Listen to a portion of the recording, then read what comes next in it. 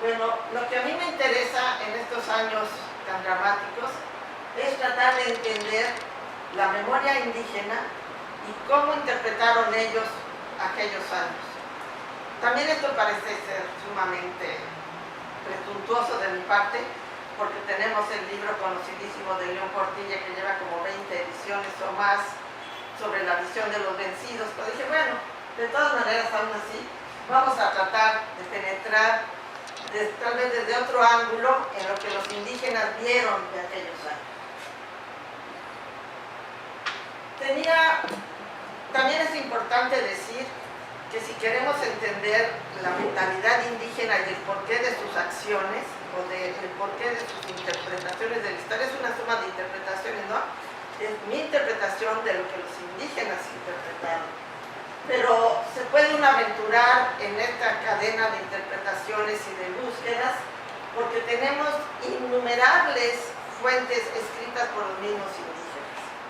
Como estuvimos viendo, quité de hecho muchas ilustraciones porque ya vimos todo con Sebastián, con Nancy, cantidad de ilustraciones de los documentos indígenas. Sin embargo, sí quise recalcar la riqueza no solo de los libros genealógicos y los mapas geográficos y los mapas mánticos. En realidad, en el centro de México, y yo creo que en otras partes también, pero los libros se perdieron, había cantos de tristeza, cantos de amor, cantos jocosos, había innumerables poesías. La poesía formaba parte importantísima de la vida de estos pueblos y quedó plasmada con el alfabeto, pero no creo que la hayan inventado después de la conquista. Es un género que venía desde antes de la conquista y que después se trasladó al alfabeto. Y también hay una reflexión, sobre todo para los compañeros que vienen de los pueblos indígenas. Se prepara ahora muchos textos para la enseñanza de la cultura indígena para las primarias, entonces para las secundarias. Incluso Juanita Vázquez estuvo trabajando en la traducción, creo que de fábulas de Esopo al zapoteco.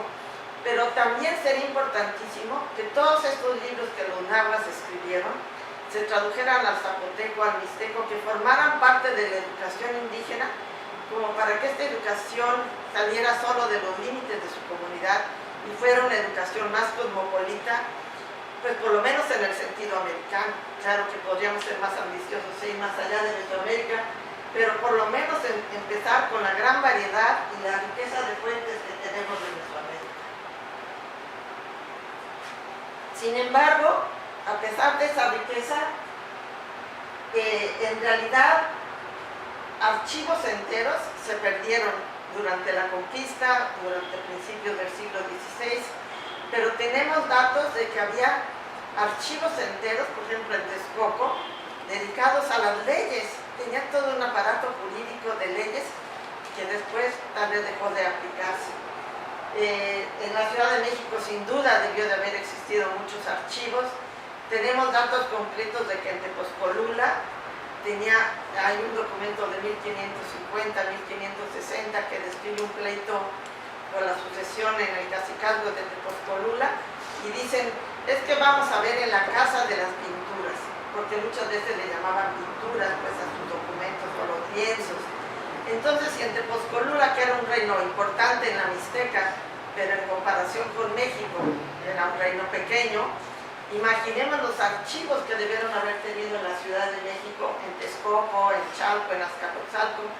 Sin embargo, de esos archivos solo nos quedaron alrededor de 10 códices prehispánicos, unos, como decía Michel Laday, de la zona entre Cholula y la Mixteca, los lienzos, los códices del grupo Borgia, otros códices mixtecos, nahuas, pero en realidad nos quedó una muestra pequeñísima de lo que debió de haber sido un mundo entero.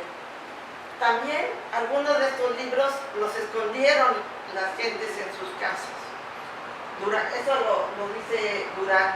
Durante años los debieron haber escondido, pasado de una generación a otra, hasta que fueron perdiendo significado, se fueron dañando y se perdieron.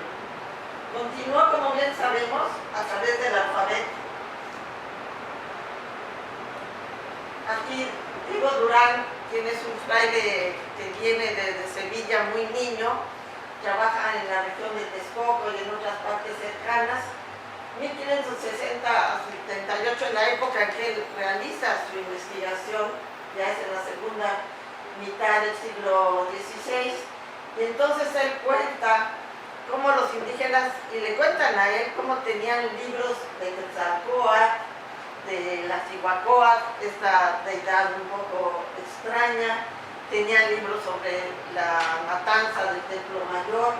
En realidad ellos habían ido registrando lo que estaba sucediendo, pero me pareció interesante lo que dice aquí. Dice: la gente, si les preguntaban, solo sabían dar razón por el libro de su aldea. Cuando él interroga o trata de platicar con los ancianos, con la gente de las aldeas, dice: solo saben dar razón del libro de su aldea. Es muy interesante este interés en lo propio que todavía persiste hoy en día. No es lo que decía: si yo soy de tal comunidad, quiero saber la historia de la comunidad de San Pablo, si soy de San Pedro. Y esa visión ya la tenían desde aquellos años, y yo pienso que son los antecedentes de lo que después llamamos títulos primordiales. Estos títulos de los que vimos la vez pasada, que hablan desde la fundación del reino, cómo toman el poder, cómo fundan su iglesia y cómo distribuyen las tierras, y que son en realidad antecedentes de lo que ahora son los títulos de la reforma agraria. Alguien comentaba: si es que ahora le llamamos títulos primordiales pues a la resolución presidencial, lo que tenemos del Tribunal Agrario, pues se puede trazar la historia desde el siglo XVI, posiblemente desde antes, de cómo estos documentos que narran la historia de cada comunidad forman parte muy importante de su identidad. Aquí está una página del Códice Florentino.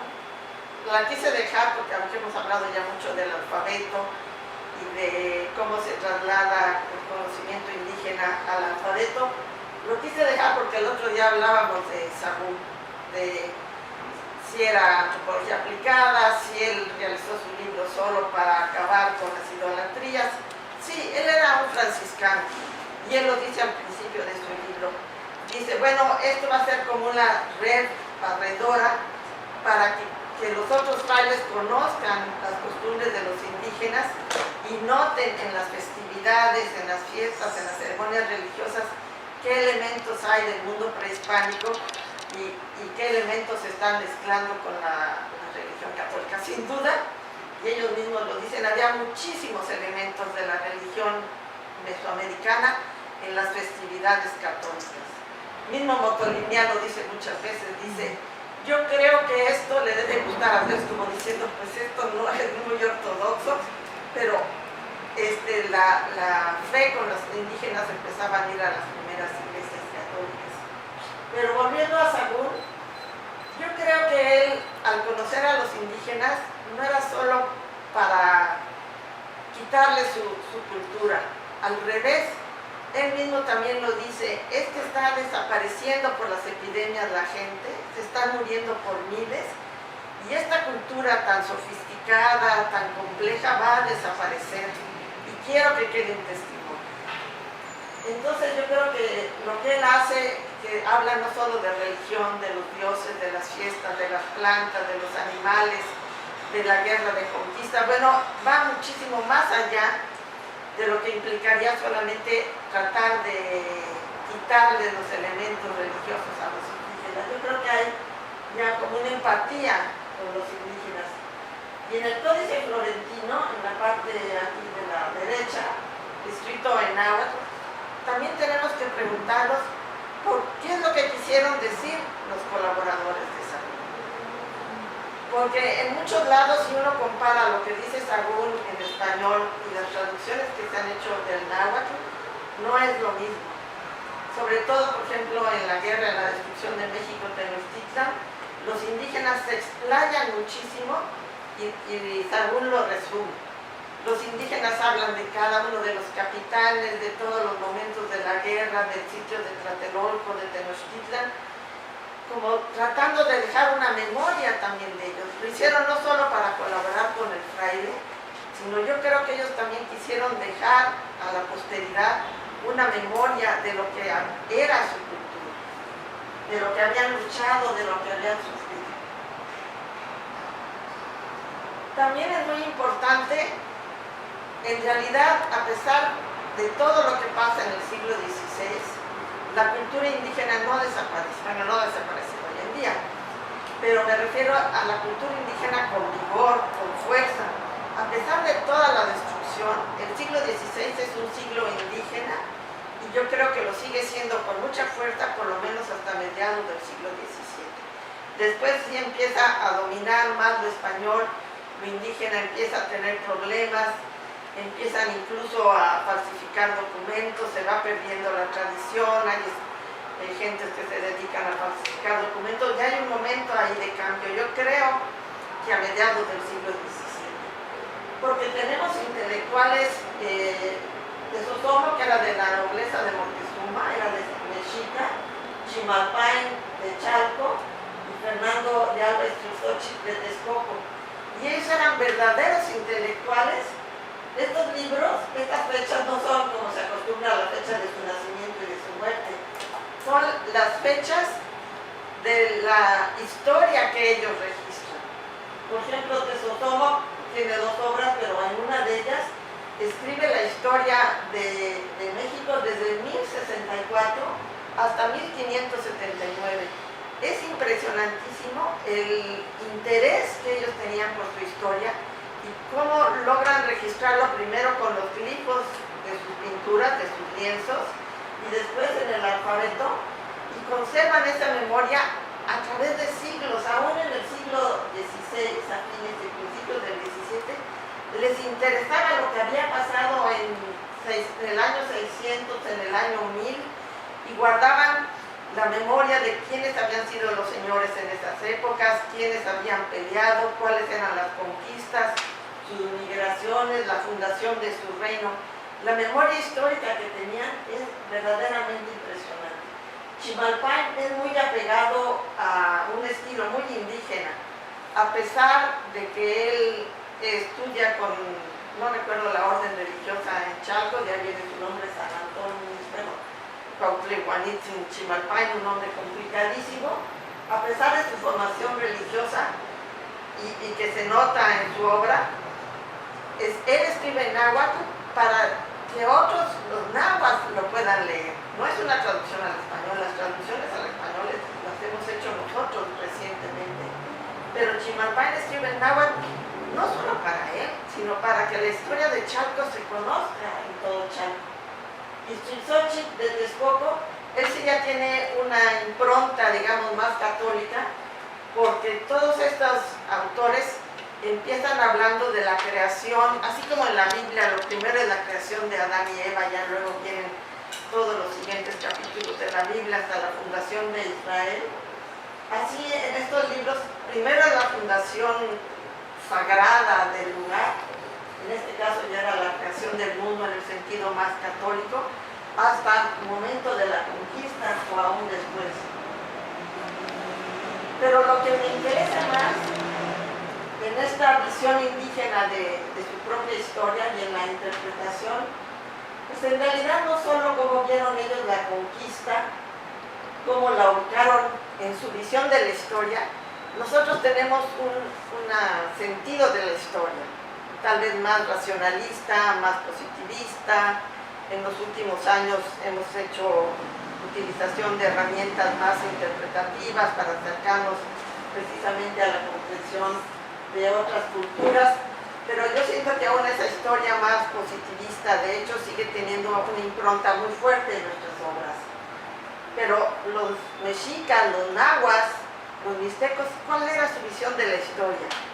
Y cómo en esa visión de la historia ubicaron a la conquista y a todos los cambios que vinieron después. Y no solo eso, sino cómo esa interpretación que hicieron de la conquista de los españoles influyó en todos los cambios que vinieron después. Lo que me interesa, no encuentro las palabras adecuadas, lo que me interesa es saber por qué los indígenas, digamos, aceptaron todos los cambios. Aceptar no es tal vez la palabra adecuada, pero busqué sinónimos y ninguno me convenció. Tal vez es seleccionar, hicieron una selección de elementos católicos, de elementos del poder español, los reelaboraron y lo incorporaron a su propia cultura. Pero ¿por qué hicieron esto? Sabemos que hubo rebeliones, de gente que se oponía. La sociedad mesoamericana era sumamente compleja. No esperemos una sola respuesta de todos ya aceptaron y todos felices con los españoles, no. Unos aceptaban, colaboraban con ellos, incluso pedían títulos de reconocimiento por haber colaborado en la conquista, otros se oponían, o sea, las respuestas fueron múltiples.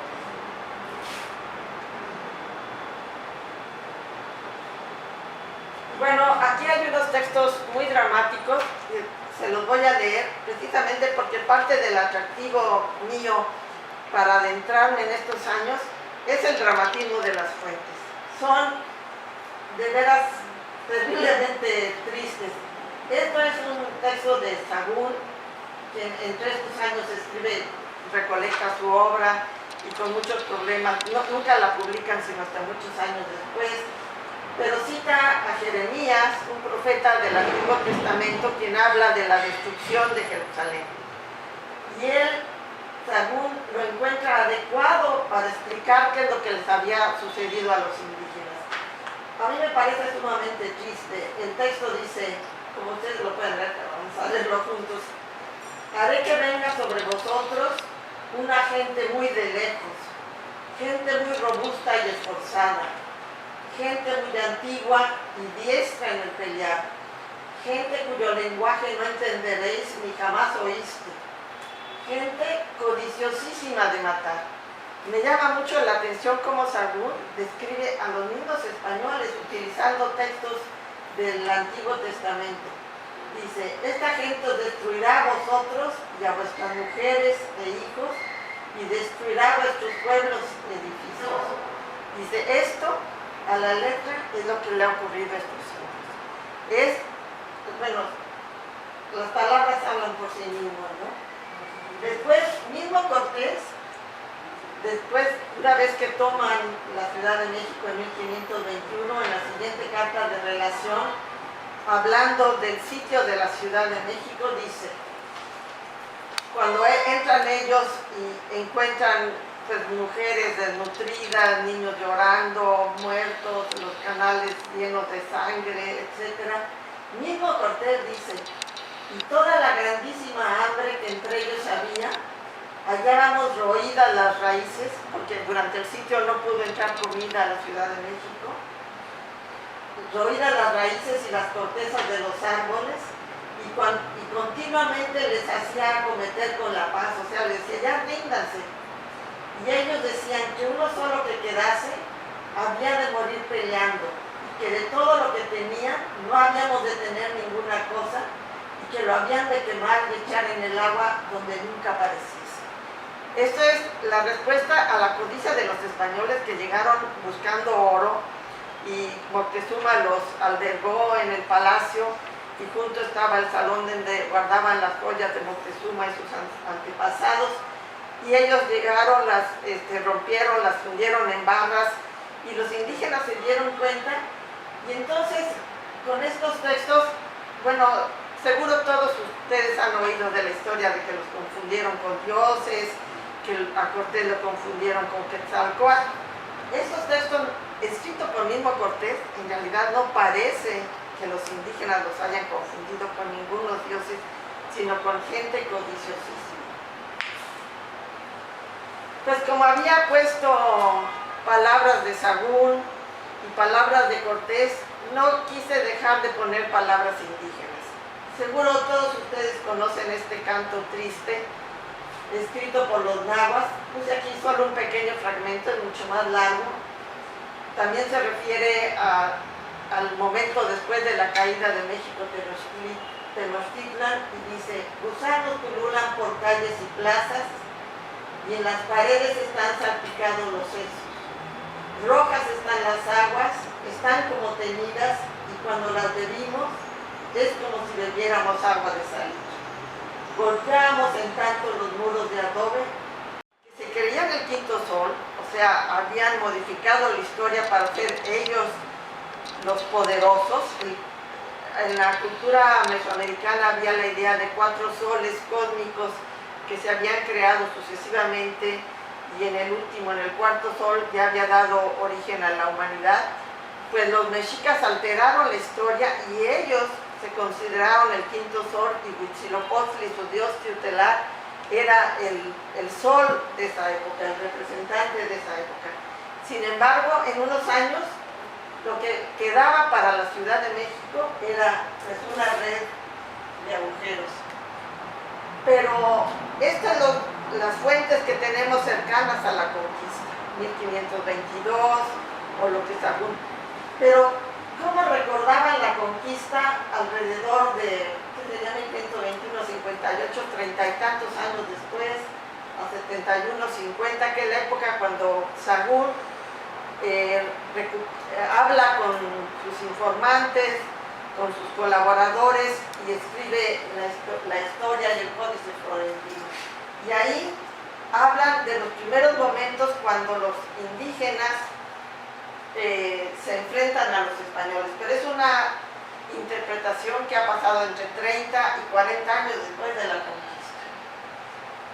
Y entonces, recordando 1519, Moctezuma les dice a sus calquistas, quienes son los encargados de cobrar los tributos en la zona de la costa, ellos le dicen a Moctezuma: tú nos pusiste en guarda a la orilla del mar y hemos visto unos dioses. Y busqué mi conocimiento del náhuatl, es como 0 a la izquierda, pero busqué la palabra y sí, en efecto es Teteu, Dios. Dice, unos dioses dentro de la mar, y fuimos a recibirlo. Y dímosle vuestras mantas ricas, las ofrendas que Moctezuma. Como que lo que vimos antes con esta visión de la historia choca, ¿no? Como que parecen, primero los ven como hombres codiciosos, como sí grandes guerreros, pero aquí ahora de pronto los ven como dioses. Hay como un problema en la interpretación. Dice, pasado un año, de 1519, volvimos a ver los navíos y luego vinieron a dar noticia a Moctezuma. Como yo, la nueva Moctezuma despachó nueva gente para recibir a Quetzalcóatl. Bueno, es que en realidad los confundieron con Quetzalcóatl. ¿De veras? No sé, todo está lleno de dudas. Después puse este texto de la parte del Códice Florentino que está en náhuatl. Es lo mismo de arriba, pero en náhuatl. No lo voy a leer porque mi pronunciación es horrible.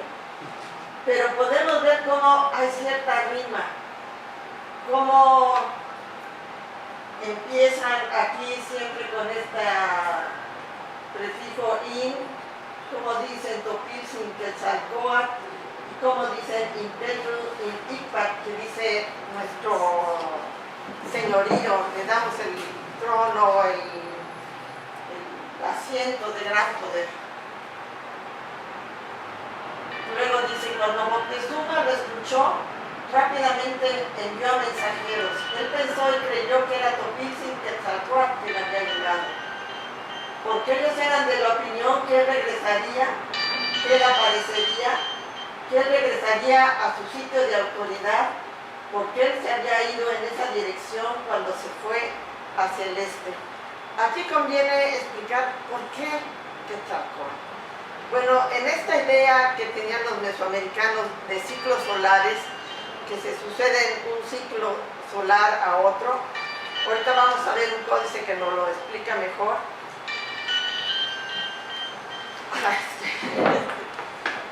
Bueno, en la explicación de los mexicas del centro de México, cada ciclo solar, cada era, estaba dominado por una deidad. Cada altépetl tenía una explicación propia de estos ciclos solares. Entonces, cuando vemos las fuentes, cambia de un señorío a otro señorío, de un poblado a otro poblado. Para el centro de México, pensaban que en estas eras se habían sucedido Quetzalcóatl y Tezcatlipoca lo había destruido, y Tezcatlipoca había gobernado durante un tiempo. después eran como cambios en el tiempo dominados por estos grandes poderes sagrados. Y está la historia muy conocida de que Quetzalcóatl era un buen gobernante en la gran ciudad de Tula, que incluso no quería el sacrificio, que Tula era una ciudad bellísima con maíces de este tamaño, con maíces y algodones de colores, etc. Pero vino Tezcatlipoca y le dio de beber pulque y le trajo a su hermana, y ya debido a Quetzalcóatl tuvo relaciones, se acostó con su hermana, y eso fue una falta terrible. Entonces hay la idea de que estas faltas, estas transgresiones hacen que termine una de estas eras, de estos grandes ciclos, y comience otro nuevo. Y por eso Quetzalcóatl se va hacia el este, se va hacia Tlapala. Tlapala quiere decir la región del rojo. Es muy poético porque es hacia el lugar donde se pone el sol, ¿no? Siempre vemos el atardecer, el cielo rojo, y ahí era la tierra donde se fue Quetzalcóatl. Y entonces él se fue de ahí, reinaba Tezcatlipoca, pero siempre esperaron que Quetzalcóatl algún día regresaría.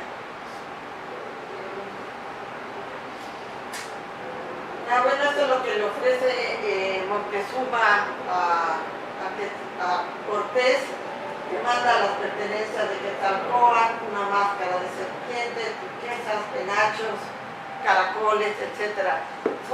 Pero recuerden, es todo lo que los indígenas, los colaboradores de Sahagún, que no eran solo de la Ciudad de México, sino eran de Azcapotzalco, de Tepepulco, de Xochimilco. Entonces lo que Sahagún reúne no es solo la visión de México, sino la visión del centro de México. Y estas son palabras también recogidas por Sahagún de lo que Moctezuma dijo. Y díganle a él, vuestro siervo, Moctezuma nos envía, o sea, eran los siervos de Moctezuma que van a encontrar a Cortés. Has venido a vuestra casa, que es México. Aunque sea una interpretación elaborada 30 años o 50 años después de la conquista, esta interpretación debía de tener un sentido para la gente. No es posible que solo la inventaran para darle gusto a Sahagún o para que 200 años después los historiadores nos quebráramos la cabeza, ¿no? Sino yo creo que ellos pensaron que su obra iba a ser conocida por otros nahuatlatos, por otros nahuas. Y entonces quisieron dar esta explicación. No es posible que escribieran historias que no tuvieran sentido. La historia tenía que tener un sentido para otros nahuas. Y entonces nos surgen varias preguntas. ¿Es cierto que esos escritos recopilados varios años después, lo que ellos refieren, de verdad confundieron a Cortés con Quetzalcóatl? Es difícil de creerlo. ¿O fue una reelaboración de la historia para explicar la derrota? Pero en este contraste entre las fuentes, que si era Quetzalcóatl, que si eran dioses, encontré este fragmento. Se me pasó poner la fuente. Bueno, es también de Sahagún, y él, en el momento de la guerra, los mexicas dicen: ea pues mexicanos, ea pues mexicanos. Luego comenzaron todos a tocar sus trompetas y a pelear con los españoles, y llevaban de vencida a los españoles, y prendieron a 15 de ellos, y a los presos quitaron las armas y lleváronlos a un cu que se llama Tlacoxcalco, y ahí le sacaron los corazones. Entonces, o eran dioses, o luchaban con ellos de tú a tú, los consideraban como sus iguales. ¿Cuál fue la interpretación?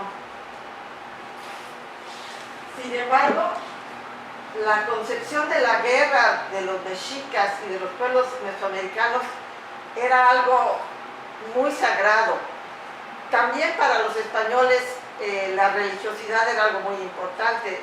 Recordemos que dicen que se aparece Santiago en la batalla y que les ayuda, etc. Pero yo creo que la visión, la filosofía mesoamericana y el modo de vivir de ellos era algo sumamente religioso. Todo lo explicaban en torno a su religiosidad.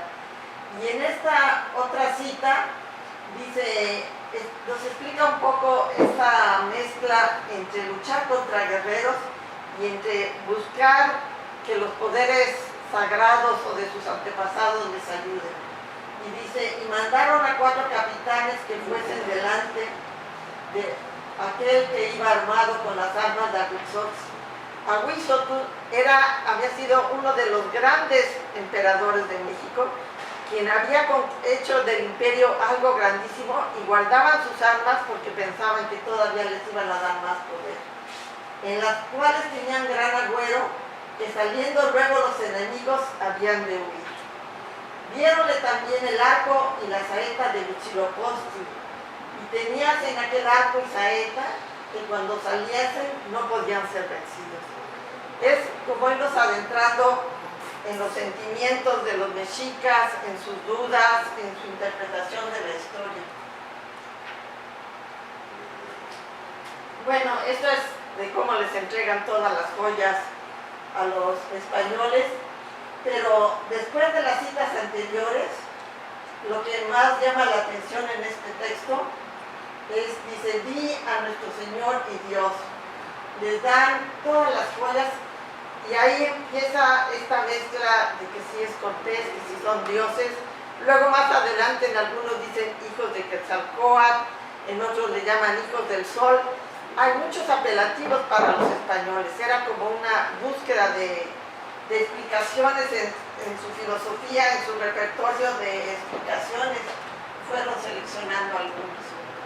Bueno, aquí puse una fuente de nuestra época, un artículo de Camila Townsend, publicado en 2003, de hace unos años, en The American Historical Review, enterrando a los dioses blancos, las nuevas perspectivas en la conquista de México. Ella duda mucho de que en realidad los indígenas confundieran a Cortés con Quetzalcóatl. Dice, hay poca evidencia que los indígenas seriamente creyeran que los recién llegados eran dioses. Sin embargo, en textos como los de Chimalpain, de Tezosomoc, de Ixtlilxóchitl, dice, ¿eran dioses? ¿De veras eran dioses? ¿O era solo una explicación para explicar el poder de los españoles?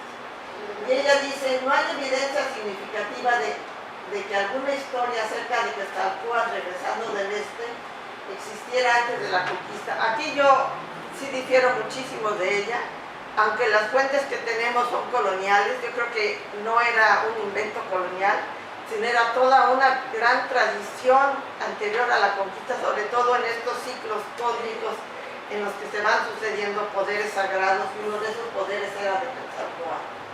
Bueno, también considera que sus antepasados supusieron que eran dioses. Tal vez en eso estaría yo más de acuerdo con ella. Bueno, pero vamos a ver también un documento de 1520, antes de la conquista de México, en las cartas de relación de Cortés. Es un poco enredoso y difícil de leer, porque es la interpretación que Cortés hace de lo que Moctezuma le dijo. Y esta interpretación pasó a través de los intérpretes. Entonces decimos, bueno, ¿qué es lo que en realidad llegó a nosotros de lo que Moctezuma dijo? Sin embargo, el texto, aunque es muy enredoso, contiene muchos elementos de la filosofía mesoamericana. Si lo leemos con calma, al principio de la mera verdad yo no lo entendía, dice Cortés que Moctezuma dijo, muchos días ha que por vuestras escrituras tenemos, que por las escrituras que tenemos de nuestros antepasados noticia, que yo ni todos los que en esta tierra habitamos no somos naturales de ella, sino extranjeros. Esto nos trae a la memoria la historia de las migraciones, la historia de los mexicas que llegan al lago, etc., y las migraciones de muchos otros pueblos, y venidos a ellas de partes muy extrañas. Y tenemos asimismo que a estas partes trajo nuestra generación un señor cuyos vasallos todos eran, el cual se volvió a su naturaleza. Aquí yo pienso que están refiriéndose a Quetzalcóatl, precisamente, que era es un poco, el texto no es muy claro, pero dice, nosotros éramos vasallos de un señor que regresó a su lugar de origen. Y así se volvió, y y siempre hemos temido que los que de él descienden habían de venir a sojuzgar esta tierra y a nosotros como sus vasallos. Yo siento que Moctezuma, que era en realidad un intelectual, un hombre sumamente religioso, sí pensó que Cortés era Quetzalcóatl. Y tal vez no solo él, sino grupos dentro de la nobleza, dentro de los principales, pero no todos los principales. Cuando leemos esto en Xochitl, me lo escribe varios años después, él dice que uno de los nobles de palacio le dice a Moctezuma: no recibas en tu casa a quienes te pueden echar de ella después. O sea, entre la misma nobleza náhuatl y texcocana había diferencias de cómo tratar a Cortés. Moctezuma lo trata hospedándolo en los palacios reales, y otros, incluso los tlatelolcas, después se quejan amargamente de que Moctezuma haya hecho. Bueno, aquí está solo un recordatorio de que esta frase, a pesar de los filtros de interpretaciones, recuerda las migraciones de los mexicas. Y esta otra frase, que ya leímos, es muy semejante a otras palabras citadas por Cortés. Dice: las palabras citadas por Cortés son muy semejantes a las dichas por los informantes de Sahagún. Dice: sabed que manda nuestro Señor Dios que os quedéis aquí en estas tierras, de las cuales os hace señores, a los españoles, ¿no? El cual vuelve donde vino, pero hace para no volver y tornar a os visitar cuando fuere ya tiempo de acabarse el mundo. Es todo este mundo de interpretaciones, pero lo que mucho llama la atención aquí dice: cuando ya es tiempo de acabarse el mundo, ¿no? Cuando es tiempo de que este ciclo de la historia se acabe y nuestra civilización se termine y empiece otra nueva. Esto dicho por Durán también me refuerza la idea de que Moctezuma era un hombre sumamente intelectual, que tal vez en realidad hay escritos recientes que dicen que Moctezuma tenía la razón en tratar de hacer alianzas con los españoles, y que Cuauhtémoc, su decisión más bien de enfrentarse a los españoles, destruyó a la ciudad. Pero estas ya son interpretaciones nuestras. Pero lo que las personas le dijeron a Durán muchos años después es muy impresionante. Dice: Moctezuma hizo revolver sus pinturas y libros y conoció ser los hijos de Topiltzi, de Quetzalcóatl, en sus propias pinturas, los cuales habían dejado anunciada su vida. Y luego dice Durán: este dicho hallé en una pintura que de la vida y hechos de Moctezuma me mostraron. Me interesó mucho el diálogo entre Moctezuma y sus códices, ¿no? Cómo los consultaban para ver lo que estaba sucediendo en ese momento. Bueno, ahora ya he estado hablando de estos ciclos de poder gobernados por grandes fuerzas divinas. Dice, bueno, las fuentes hablan de la sucesión de eras o soles, todas las cuales terminaban en cataclismo. Esto me hizo empezar a suponer que no solo había habido esta confusión, que si Cortés, que si eran dioses, todo este mundo de confusiones, de diversas interpretaciones, sino que los indígenas habían interpretado la llegada de los españoles como un nuevo sol, como un nuevo periodo de luz. Eso me cuadraba a mis hipótesis de excelencia, porque cada era gobernada por una nueva deidad, por un nuevo poder sagrado que imponía sus leyes. Entonces los indígenas habían aceptado a los santos, a los cristos, porque eran los dioses de este poder sagrado. Esa era mi hipótesis del trabajo, y también ha sido mencionada por otros autores, por Martin Jansen, por Raulich. También es muy importante para entender luego las interpretaciones posteriores que estos ciclos de poder se relacionaban con ciclos de sol, de luz, y con ciclos de oscuridad. Cuando una civilización se perdía para siempre, caía en la oscuridad, el sol dejaba de brillar para ellos. Y habla de los ciclos cósmicos en una forma muy clara. Uno de ellos le llaman el sol de agua, y fue dominado por Chalchiflicue, que es la deidad femenina compañera de Tlaloc. Aquí, no muy claro la escena, desciende y está causando una gran inundación y destruye a los habitantes de esta época que eran gigantes. El siguiente sol estuvo dominado por Quetzalcóatl. Aquí lo vemos con rayos solares y con una cola de serpiente, quien produce una serie de vientos, y los habitantes de esta era, al terminar esta era, se destruyen y se convierten en monos. Todavía en algunas regiones de Oaxaca conservan algunas de estas historias. Otra era fue destruida por Xiuhtecuhtli, dios del fuego, quien trae acá una jícara derramando fuego. Esta pareja son los únicos que sobreviven y dan origen a la generación en los siguientes siglos cósmicos. Este es el último, donde Xochiquetzal, que es la diosa de la tierra, pero también de los pecados, porque recordemos las faltas que cometió Quetzalcóatl, es la que destruye esta época, y siempre es destruida por grandes cataclismos, lo cual también reforzaba mi teoría de que las epidemias y la misma guerra de conquista pues había sido vista como un cataclismo, y el poder español era un nuevo poder. Bueno, aquí solo para reforzar la idea indígena y responderle un poco a Camila Tausen, en este mismo códice vaticano encontramos este texto sobre Quetzalcóatl, que refieren a él diciendo que dicen que caminando llegó Quetzalcóatl al Mar Rojo, por eso le llaman Tlapala. Dicen que al tiempo de su entrada dijo que se esforzaran en esperar su retorno.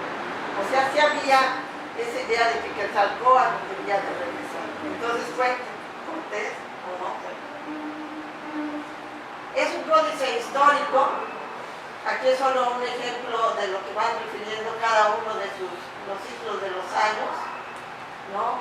Las conquistas que realizan en esos años, los eventos más importantes, aquí otro símbolo de conquista, y así van año por año hasta alrededor de 1560. Registran la conquista. Aquí le están ofreciendo un collar al español en el año 1 año, aquí en el año 2, creo que sí hay símbolos de que es un año terrible con esta serpiente bajando del cielo, la matanza del templo mayor. Entonces, revisé el códice buscando la interpretación indígena de un nuevo sol, pues no la encontré. Encontré las referencias a la terrible epidemia de 1545, que fue la muerte de este señor y la cantidad de personas que fallecieron en estos 2 años. Y esa fuente llega hasta desde 1194, esta conciencia histórica verdaderamente impresionante, hasta 1561, pero no respondió a mi planteamiento, a mi hipótesis. Ahí sí la conquista es dramática, pero no es un nuevo sol. Y hay muchas fuentes que hablan de los soles, ya no restan, son sumamente complejas. La historia de los mexicanos por sus culturas, justamente de los mexicanos, la leyenda de los soles, Stuart du Monchy, un documento hace 1540 y tantos, que fue encontrado por un francés y traducido al francés. El contenido es nuevamente mesoamericano, pero es una traducción, etcétera, y otras fuentes más. Dice, bueno, esta era mi duda, ¿no? Lo que le decía, no, seguro, y con esto ya voy a interpretar la conquista. Pero no, en realidad las fuentes me iban demostrando que no había sido así. En esta precisamente está Monchy, que se calcula escrito en 1543, 20 años después de la guerra. Dice, preguntando los viejos cuándo sería el fin, dijeron que no sabían, sino cuando los dioses se acabasen y y cuando Tezcatlipoca se robase el sol, entonces sería el fin. Pero no, la conquista, escriben 20 años después de la conquista, siguen pensando en términos totalmente mesoamericanos, y la conquista no es vista como un nuevo sol. Aquí hay otro texto de Sahagún. Dice: en Tula reinó muchos años un rey llamado Quetzalcóatl, que fue esta ciudad destruida, y este rey ahuyentado, dicen que caminó hacia el oriente, que se fue a la ciudad del sur. Y dicen que es vivo y que ha de volver a reinar, y así hoy lo esperan. Entonces, en realidad, mismos informantes de Sahagún están contradiciendo lo que en otras páginas anteriores habían dicho. Dice: y cuando vino don Hernando Cortés, pensaron que era él, o sea, un tiempo sí pensaron que era él, y por tal lo tuvieron hasta que su conversación los desengañó. No tanto la guerra, sino el ver que él no sabía de los dioses, no sabía de los calendarios, no sabía de la cultura indígena. Entonces fue esta comunicación lo que los hizo decir: este no es Quetzalcóatl. Tal vez algunos nos confundimos, pero no es él. Bueno, las dudas. En realidad, como les decía, mi hipótesis no resultó, pero la pregunta sigue siendo: ¿por qué aceptaron realizar tantos cambios en su cultura? Por ejemplo, no tenemos muchas fuentes tempranas del siglo XVI, bueno, las que hemos visto, pero nos faltarían otras muchas. Pero la arquitectura es también un lenguaje simbólico. Tenemos cantidad de iglesias y monumentos del siglo XVI. Algunos empiezan a construirse por 1520, pero menos. Pero hacia 1550 hay una furia constructiva. ¿Por qué lo hacen, no? Después de las epidemias, después de terribles acontecimientos, como, bueno, nuestro poder terminó, tenemos este nuevo poder, pero nosotros seguimos siendo indígenas, sigue siendo nuestra cultura indígena, seguimos siendo mexicas, tlatelolcas, etc. No nos han destruido. Construyeron esta maravilla que seguro ustedes conocen, que significó un trabajo inmenso.